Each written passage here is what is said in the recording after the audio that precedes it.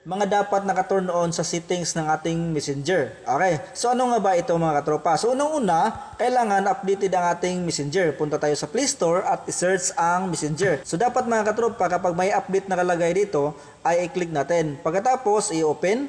Pagkatapos ma-open mga katropa ang ating messenger, i-click natin itong 3 underline sa taas.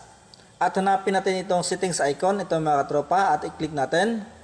At scroll down, hanapin lang itong app updates. Ito mga katropa, app updates. Click natin. At dito mga katropa, nakalagay auto update messenger. Okay. So i-on natin ito mga katropa. Dapat naka-turn on ito. Nakalagay dito, automatically update app over Wi-Fi. So kapag nakakonect tayo sa Wi-Fi mga katropa, automatic ito mag-update ang ating messenger. Hindi na kailangan manual punta tayo sa Play Store. Okay, so automatically or automatic update na itong messenger natin kapag nakakonect tayo sa Wi-Fi. So pangalawa mga katropa, itong notification. I-on lang natin. Dapat naka-turn on ito mga katropa. Messenger update available. Get notify when updates are available. So kapag may available update ang messenger mga katropa, ay i-notify tayo ni messenger. Okay, so back natin.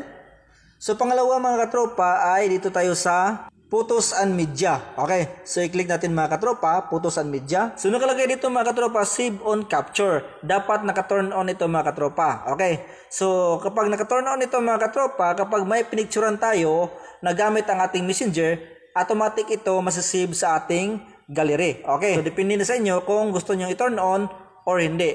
Kung mayroon kayong mga pinipicturan mga katropa gamit ang inyong messenger, ay automatic ito masasave sa inyong gallery. At ang pangatlo mga katropa, itong data saver. Okay, so i-click natin.